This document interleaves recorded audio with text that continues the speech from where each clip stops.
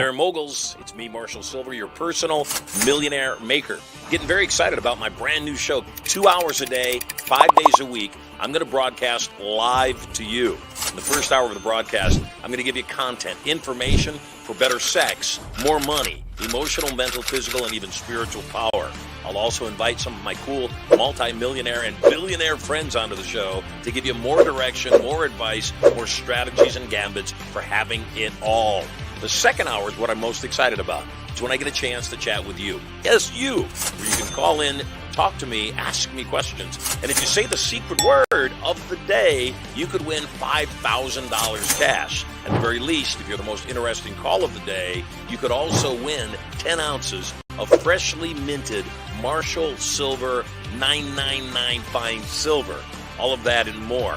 Brand new Mercedes-Benz sedan or SUV up for grabs. My personal Rolls-Royce Phantom up for grabs. All the knowledge to get everything you want and so much more. All you got to do is log in to the show to get information about its release coming up. 2 hours a day, 5 days a week, coming to you live from the bunker right here at Studio Money. I'm Marshall Sylver, your personal millionaire maker.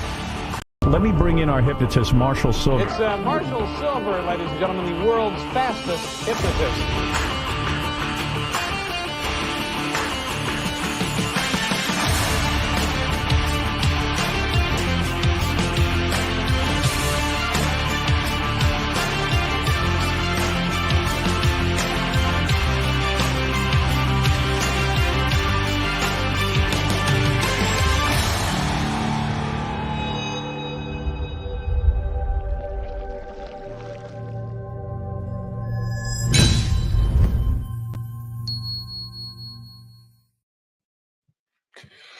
Welcome home, everybody. Marshall Sylver, your personal millionaire maker. Feeling better and better as far as the knees go. I'm grateful for that. Hey, how was your weekend? And more importantly, how is your week about to be? What we focus on expands. What we believe to be true is true for us, nothing else. What the direction we're going is where we're going to end up. So it's important for you to figure out what direction you're going. I'd like to help you have better sex, more money, emotional, mental, physical, spiritual well-being, and power. To do that, you got to open up your mind. You see, ultimately, your mind is everything. Communication equals wealth. And you communicate in two ways and two ways only. You communicate internally, the 1,500 words per minute that are going through your brain, telling you who you are and who you aren't, what you can be, what you can do, what you can have. Internal communication is called programming. On a subconscious basis, it's every word you say to yourself, every truth you hold to be true that causes you to perceive your world and the way that you perceive it. Are you a people and a money magnet, or are you a pauper desperately trying to get by? Are you too sexy for your shirt, or are you lucky if some chick talks to you? The question is to you, and the answer is your choice. Some people say, well, it doesn't do me any good to live in denial. It doesn't do me any good to lie to myself. And I say, au contraire, mon chéri. It actually does you great service to believe what is in your best interest, to choose that the world is an awesome place, that you are indeed a people and a money magnet, that money comes easily to you, that your brain, the perfect computer of your subconscious mind, is actively working on your challenges, eagerly assisting you in going for what you want, and nonstop, relentlessly carrying you to the person you were designed to be, a unique, one-of-a-kind human being worthy of all the great things this amazing life has to give to you. It is your day. Today is the day you claim it. Today's also a remarkable day. As you know, we bring you amazing guests, and today's no different. Tristan Trenberth is a savvy real estate investor dedicated to philanthropic areas whose impact extends far beyond the boardroom. Tristan's strategic acumen in real estate has not only built substantial personal wealth, but also fueled his passion for making a significant societal impact through various philanthropic endeavors. Beyond building wealth, Tristan is deeply committed to giving back. On today's show, he's going to talk about his journey into philanthropy, highlighting key projects and initiatives that aim to improve lives and communities. We're also going to dive into his role as the host of the Birth to Net Worth podcast, where he explores the stories of individuals who have navigated their paths to financial success and personal fulfillment with a nice big Marshall Sylver live. Welcome, Tristan Trenberth, to the show. Welcome home, Tristan.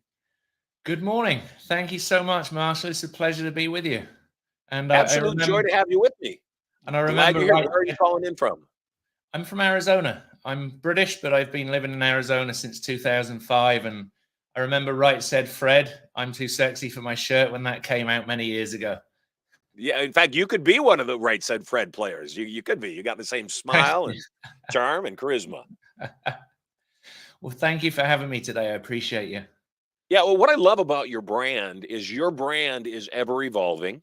You Yeah. keep up with the times, you deal with what emerges. Even right now, your screen midlife to millions is like so spot on. I think so many people are in a place, I certainly know that I am, in a place where we realize the world has dramatically changed around us. Yeah. And things that come as second nature to our children or to a younger generation, it's like we're still figuring out and saying, "Oh my gosh, how does my phone work?" Yeah. My son that you met in the green room Yeah. manages this show, and anytime I have any technical challenge, all I do is I turn to my kids, or my bride for that matter, my kids especially, and I say, "How do I do this?" And they kind of roll their eyes like, "You're an idiot, Dad." Get it done. Yeah. So why don't we start off, Tristan, by telling everybody a little bit about yourself, and then Sure. let's dive in. I've got a lot of great questions I want to ask you, and I know that our audience is extremely excited you're here. Thank you. Well, I was British born. I started out in the hotel management business. I was interested in architecture and design.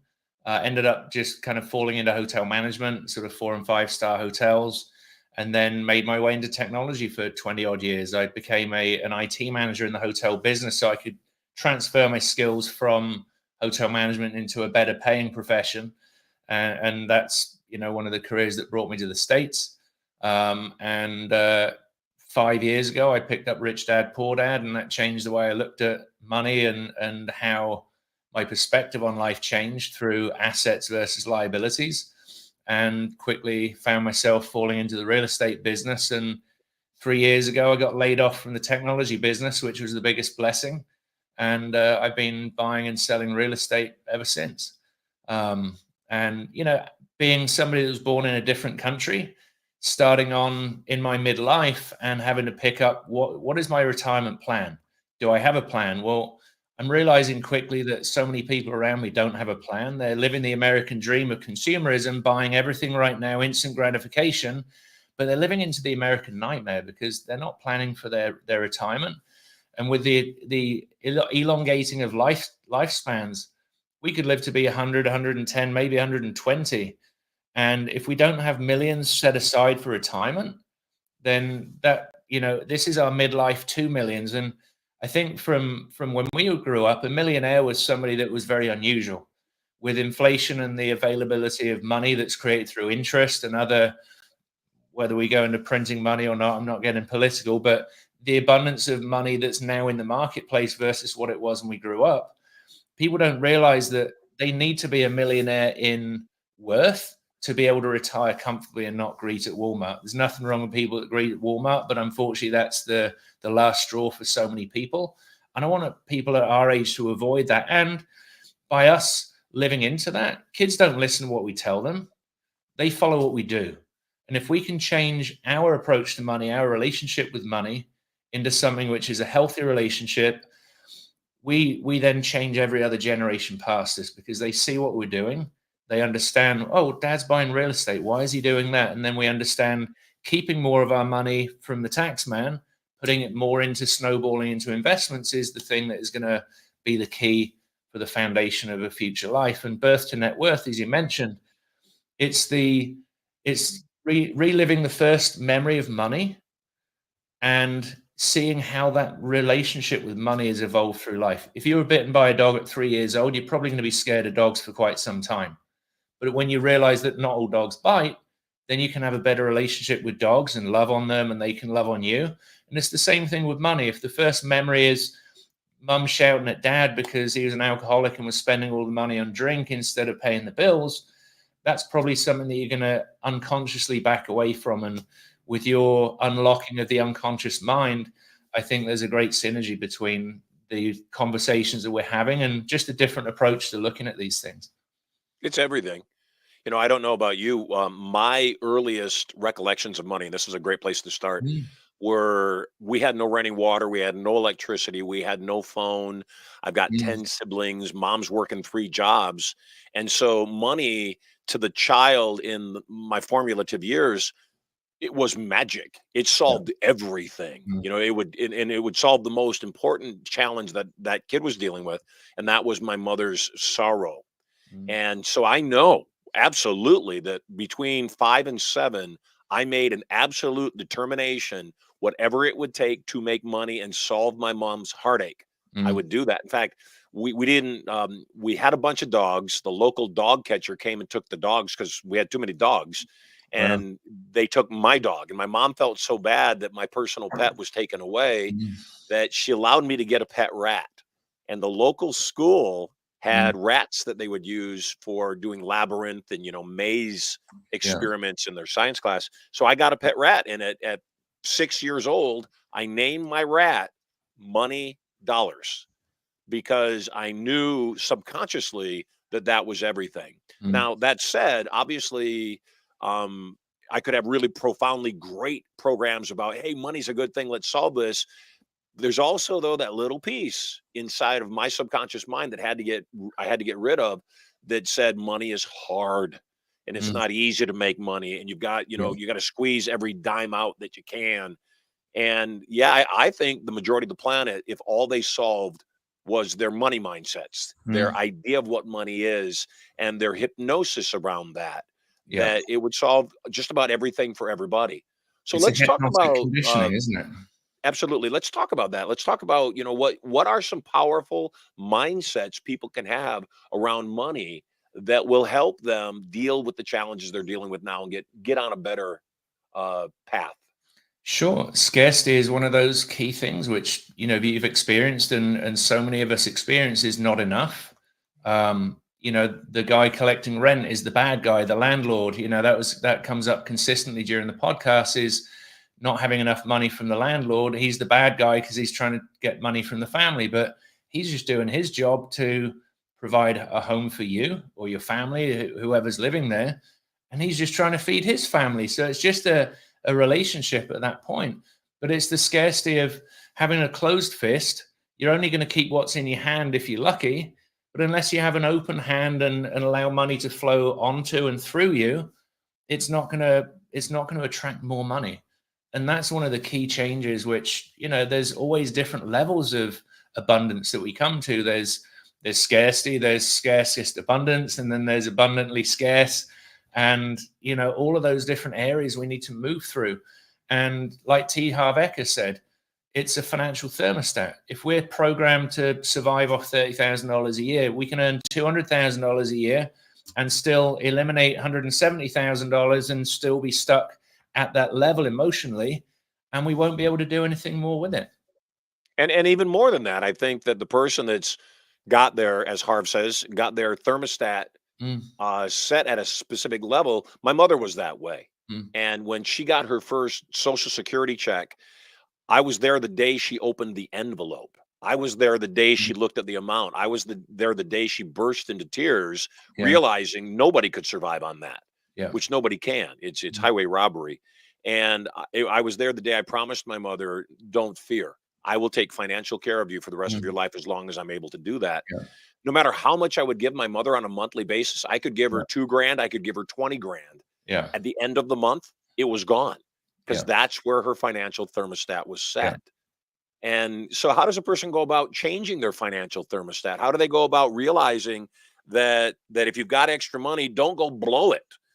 Figure out a way to create, in the words of Kiyosaki, income generating assets that then make money, Mm, which, by the way, it's interesting you found the book while you're living in Arizona, only mm, because obviously that's where the co-author, or actually the yeah, real author of Rich Dad Lives. yeah. Yeah, I've had the pleasure of meeting him a couple of times, once in Vegas and a couple of times here in town. It's so changing the mindset is understanding that what you have is simply a perspective. It's your unique view, and there are 8 billion unique views you go to a conference and there's 5,000 people, there's 5,000 different conferences going on because everyone is getting their own perspective on what's being shared with them. They have their own self-limiting beliefs that, oh, if I don't get that now, it's never going to be available to me. So I have to get it now and blow that money now to go and it's not blowing. It's that survival instinct that's kicking in, that I need to get that now so that I have it for later, where something better might be available. If we're not blinkered and focused on one single thing, we don't see what's around us, and there is abundance around us. Even in a life of scarcity with scarcest people, we are the average of the 5, the 10 people we spend most time with. And if we can be around people who have more money, now there's a lot of gurus out there that are, inflating stories or exaggerating stories, which, can be very encouraging for some people at that scarcest level and that survival instinct. But it's not truly taking people to a place of abundance, where it's not about what you get, it's about what you give. But there's also a level of reciprocity. I mean, you got the Go Giver book, which I'm sure you've read, Marshall, where the first law is the law of where you give more than you receive in financial reward. Doesn't mean that you go bankrupt, that you're giving away yourself, giving from an empty cup, but there is the expectation of some reciprocity there. And there's, my friend Matthew, he pulled together a study by an Italian guy, the four different types of people. There's the martyr, who gives their own time and energy and for the benefit of others and a loss to themselves. There's the people that are self-serving, that are taking and not giving. There's the people that are destructive, that cause losses for themselves and losses for others. And then there's the constructive person, who is creating wins for themselves and wins for others. And if we can see, and innately we know, we have intuition, but we very much block that through that survival of what might be or what we might be taken away from by just not being aware of it. But if we just listen within, quieten the surroundings and listen, we can really know what we need to do without having to ask other people, but we can be supported by others that have already been down this journey. And that's where I've just benefited so much from, whether it's mentors, friends, people that are encouraging and wishing to share, because they know that there's more benefit in sharing with you how they got to where they were. And we're never behind or ahead of somebody else. We're just in a different place. And there are always elements that we can share with them that they may not have seen as a reflection in themselves along the journey. You just hit upon, I read Think and Grow Rich for the first time when I was 12 years old. And I don't care whether you're 12 or 32, Think and Grow Rich is a hard read. Yeah. It's dry. Napoleon Hill was he was so dry, no wit, no charm, whatever, just very factual. And when I came across the concept of doing and giving more than you're paid for, my 12-year-old desperate brain, frankly, my hungry brain that we didn't have enough, couldn't understand that concept. I said, how do I give you more than I get back? Yeah. How does that work? And it took me a long time to realize that what's valuable to me is not the same thing as what's valuable to you.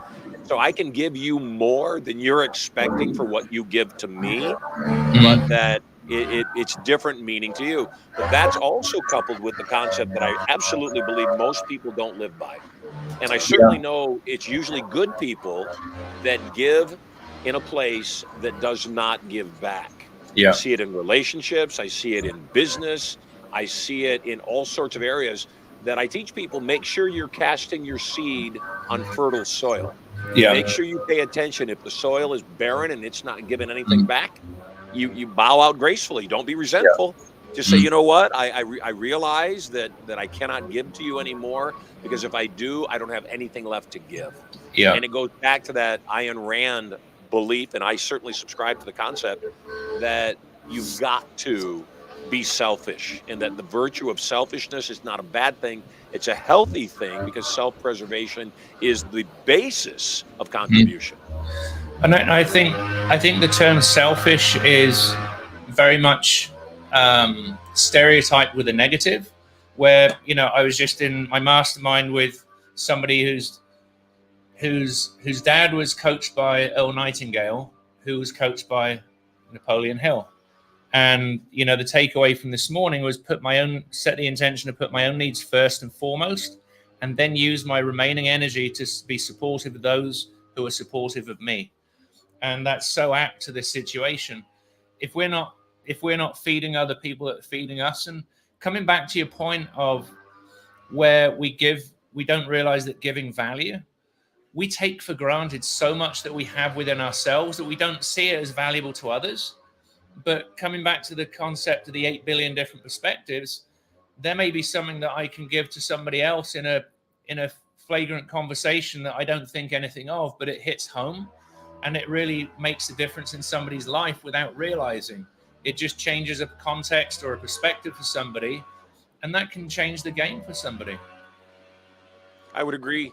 So give me some more principles. Explain midlife to millions. What is that? So midlife to millions, I've just started a school platform. Hormozy and Sam Ovens have been doing a platform called School. Sam started it about 1.5 years ago. Hormozy has just bought into it recently, and they're promoting the school games. And it's a platform to help people understand where are they now in their process of retirement. What do they have available to them? Or we're just putting a lead magnet together, which is going to give a quick analysis of what do they have? Is it in a 401k? Where is it stored? Do they have anything? And it's really to help people understand the options of maybe converting 401k from a previous employer into a self-directed product where they can pay a little bit of tax now, but get a lot of tax-free or tax-reduced investments in the future where they can actually control what they're investing in. The 401k based on stocks is a gamble. We're not in charge of the stock market. We don't have any control over it, but if you were to self-direct the investment into a piece of real estate, maybe precious metals, other areas, those asset classes which are allowed in the self-directed IRA, we have much more control and have much better chance of return. If you look at a 401k, it's mutual funds that are being invested in generally. So if you look at Facebook, Zuckerberg's going to make the most money from Facebook, but he also has the most control. You've then got the angel investors that stepped in and helped him get to level 1 Facebook. They get the next level of control and return and say what goes on. Then you've got maybe general shareholders. Then you've got mutual funds. And if we're 5 or 6 layers away from the center of Facebook, do we get any decision making on Facebook? No. And do we get a great return? No. We're just little fluffing on the outside. And if we then get to even invest directly in Facebook, we take 2 layers away from that and we get a better return because we're not paying so many fees. But midlife is really to help people understand the whole landscape of what's available to plan for retirement, why paying less tax now is going to keep more in your pocket to allow snowballing into a greater return over time, and really put together a long-term plan.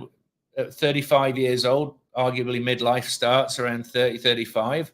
If we can put a 30-year plan together, how great is that retirement going to be for somebody versus somebody that's 45, 55? Look at Buffett. They said if he waited 5 years to start investing, he may have less than half of his value now due to the power of compounding. And it's that compound which is so important. Compounding never truly happens with a 401k because it's volatile. Whole life, on the other hand, is something that's always going to compound. You may take loans collateralized against the value of your whole life policy, but it's always going to keep compounding through time. So we're looking to educate people. It's also almost legacy education, financial legacy education, so that we help people understand what they're doing now as how it relates to the future.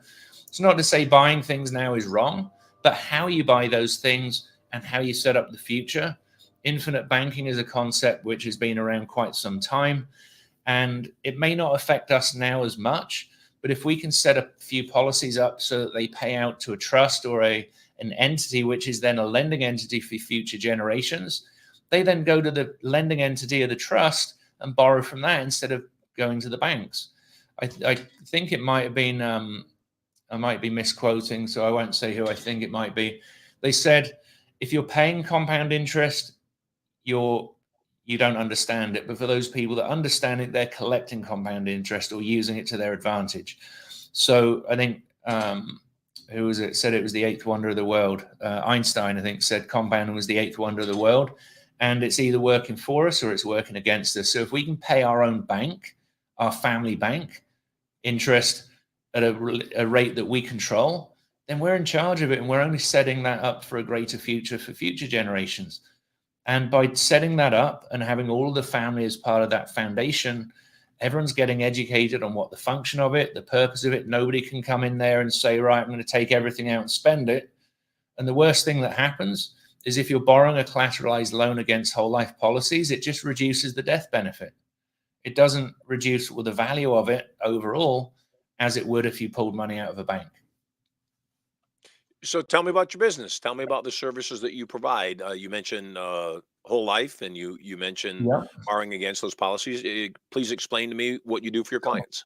So I'm working on building a general agency with a couple of friends. They're running the business, and we're putting that together. There are a lot of meetings going on right now. Got my life insurance license a couple of months ago.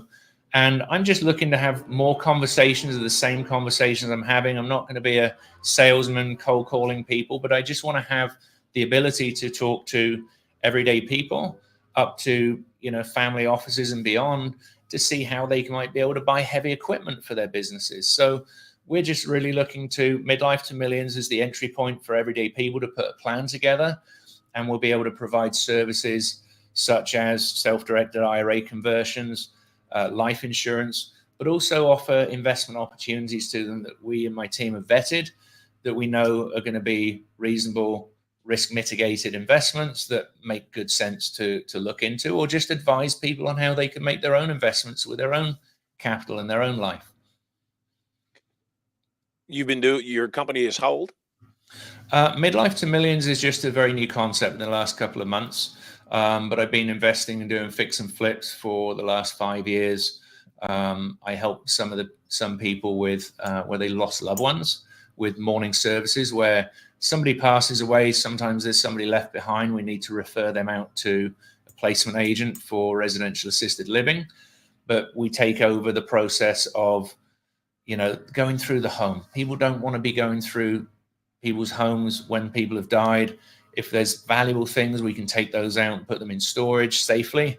And we can go and deal with quite often they're hoarder houses. When people are older, they've got a lot of things that they've scarcely held on to because they think they're valuable. But there's nothing wrong with that. It's just people's perspective and experience. So we just help the families lower their level of stress and make the transition a lot easier for, that succession planning, helping people put assets into places with stronghold investments where they will help protect some of the assets from Medicaid, or at least plan the strategy where Medicaid might kick in for the family members at appropriate time without them having to spend down every single asset or misunderstanding how that law works. What made you come from the UK? I was married and since divorced, but I got 2 beautiful children, and they're 17 and 19, and getting themselves out into adult life and finding their feet. And it's important for me to be able to be a great dad as best as I can with what I've learned through life, and be as supportive of them as I can, whilst giving them, ensuring that they feel independent, and I'm a support on the side. Because when you tell anybody to do something, they don't want to do it. But if they ask for your help, knowing that it's available, then that's a different relationship that you're having. And it's the relationship as a father changes every year. On my birthday in December, I said to both my kids, look, how do you want me to show up for you as a father this year? This year is different from every other year. You're in a different place. Who do you want me to be for you, and how do you want me to show up? Because if I show up how I think I should show up, that probably isn't going to add up very well. But one of those shared experiences, my kids are both amazing musicians. One plays drums, guitar, and bass. The other one's an amazing singer and bass player. I went and shot photographs with my youngest daughter of my eldest daughter playing on the biggest stage she's ever played in so far in March this year. So I'm also a concert photographer in my history. I love photography and shooting shows. So it's great to be able to, I've got a great passion for music. I was never great at playing musical instruments, but to be able to capture the energy of musicians, the performance, it was just an honor to be able to go and enjoy seeing my daughter living her best life. And I think she's going to go on tour this weekend with this summer with Pink Michigan around the United States and maybe the UK as well. And I'm just excited for them to be living their life and discovering whatever they can. And it's the experience of life that we allude to. It's the money that we want to create those experiences, but people get too latched on to having money, but not realizing that the sacrifice along the way is actually impeding and pushing off the experience that they're actually looking for. I would agree. Hey, I noticed the chat's kind of active. If you've got a question that you'd like to ask Tristan, just put it in the chat and we'll get to it.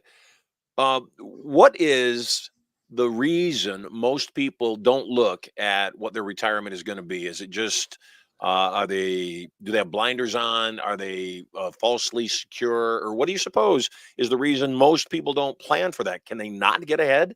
Do they not have any means to get started? And if it is that tight, what are some strategies or what are some things people can do if Mm. they're just going paycheck to paycheck to begin with? And you're teaching them, hey, you got to put some aside, you got to get some income generating assets. Where do they start? I think it's really a lot of complacency. People think that the 401k is the answer and they don't need to do anything. And they don't even know what stocks or mutual funds are being invested in very often. They just think that that's the standard way to go. So they follow that. It's not ignorance in a bad way. It's just the lack of awareness and lack of education. So the first thing we can do is raise awareness of what the situation is right now. And then we can move forward to be able to then, if they're interested, help them understand what's possible from where they are now and put that roadmap in place so that they can follow that and not be intimidated by that. I think other people are intimidated by the fact that it might not be what they want, but they don't know what to do. So they're fearful of finding out something they don't want to hear. What are some of the biggest mistakes you've made financially? I've had the pleasure of making some mistakes, which we can see from the perspective of every piece of destruction is the beginning of creation, and every breakdown is the beginning of breakthrough. I made a loan of $20,000 a couple of years ago, and the house was foreclosed. It didn't sell. It was just probably a few months before the interest rates hiked a couple of years ago, and it was foreclosed upon. I realized that I didn't check the payoff date. It was due on sale, which I thought was okay at the time because the interest rates were still in a good place. And I didn't vet the borrower enough. So that was a $20,000 lesson. Thankfully, it wasn't a $200,000 lesson or a $2 million lesson. And, I happen to know the president of the bank that foreclosed on the house, and we've had a few laughs about it. And, it's business is business. I didn't protect myself in the way that I could have better protected myself. And, that's been a great lesson too.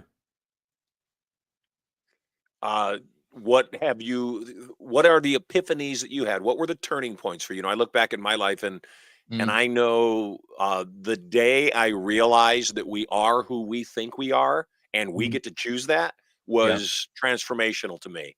The day I realized that there is no better investment than myself, and the second best investment I can make is in other people. Yeah. When I started realizing, and especially in the beginning when there isn't a lot of cash flow to be Mm. able to put in those other income generating assets, I realized if I had nothing, that if I started there, I would be infinitely further ahead. Yeah. What were a couple of the epiphanies or pivotal moments for you? So taking the reference for the rich dad poor dad, I realized that I needed to be acquiring property to offset income tax. And I've gained a few properties in the last 4 years, 5 years that I have some passive income coming from. And I've referred to the Vegas trips that I've been to conferences. The only person I gamble on in Vegas is myself, because it's the only surefire return that I'm going to get, and it's an infinite return compared to blackjack or any of those other gambles that you could make. I don't gamble, but at the end of the day, it's so clear to me that with the investment in myself, it's possible to influence those around you without influencing them directly. It's my change. There was a gentleman I met last year. He wrote a book called The Coffee Bean. Have you read that one? I've not. So he went to jail, and Before or after writing the book? before writing the book. Got it. The jail term was, you know, the story which came from the experience of being there. So the book was talking about, you know, if he was an egg. It was, I think it was by John Gordon. John Gordon. So the book was about his stay in jail. If he had been an egg, it's got a hard shell, and when you put it in hot water, it gets harder than it was. If he was a potato and went in the hot water of the jail, he would soften and fall apart. But being a coffee bean in hot water, he would just be a coffee bean, and it would just change the water around him. And that changed the people around him that he was in jail with. And by him being his authentic self and remaining, you know, he obviously went through a roller coaster of ups and downs through jail. But once he found himself, like you said, he was so clear in himself. And it wasn't him changing others, but it was others changing because he was in that facility with him. And there are so many people that have changed. And that is really the big realization that I made. By changing myself, I don't have to try and change others, but by me changing inherently changes those around me and how I relate to them. And when you meet new people, they don't know who you are. They might have found you on Instagram or Facebook or wherever it was, but how you communicate yourself to them is how they know you to be. And even if you're a best friend from 20 years ago in a different country, you don't stay in close touch, but you know, what have you been up to, Marshall? That's your opportunity to change their perspective of who you've become, not who you were at high school. You know, maybe, you know, I remember a lot of people that are very different to who I knew them to be at high school. And thank goodness they are. We're all very different. We're different than the person we were yesterday, the person we were last year, incrementally different from the person yesterday, maybe. Very, you know, if we look at the 1% rule, changing 1% every day, or the atomic habits. But if I'm comparing myself to anybody, it's myself 6 months ago or a year ago. How different, how have I evolved? I'm not better or worse, I'm just different, and how I relate to things is more peaceful, it's more prosperous, and it's more abundant in the way that I relate to myself, and therefore I can relate to others more abundantly. If you had to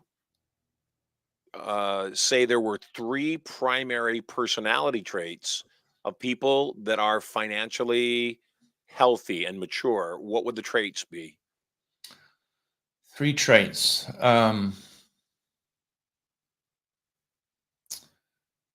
I think honesty with themselves and honesty with those around them. Another one is, let's call it the drunk monkey in the mind, the doubt, the survival, the thing that tends to be resistant to everything. They're not resistant of things, they're accepting of everything, not condoning or condemning necessarily, but just accepting of what's around them. Again, being the coffee bean, it's not trying to change what's around you, but being accepting and being themselves in that context. And it might be removing themselves from that context if it's not healthy and abundant in their mindset, coming back to putting your own needs first. You will absorb things around you that are negative to you, or at least not in alignment with you. And I think the third thing is in being in alignment with what you're doing and who you're doing it with. If you're not in alignment with people, it's very easy to try and force things and make things happen, make a relationship work. And let's look at the divorce rate in this country. It's not a political thing, but when we try and make things work so long, or even just try and make things work in the beginning, it's a manipulation of people to make something happen that isn't in alignment to happen, from a need of scarcity of friendship or, you know, closeness to somebody, where unless we have that relationship with ourselves, we can't emanate that to others. So I think those are the 3 that I would suggest. Awesome. Hey, before we wrap up, any last bit of wisdom you'd like to give to the audience? Wisdom for the audience: take a good look at your view of where your future you would like to be, and then relate that to where it could be and where it is going to be based on your current situation. And I think And besides your website, midlife2millions.com, is there any other place that you'd like to direct people to?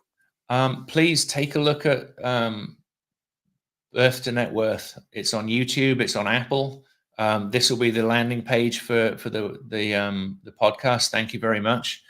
And also, if you want to put money to work, investwithtristan.com. I'll take some information. We can have a conversation with you, see if some of the offerings are only available to accredited investors, other things where we can put money to work.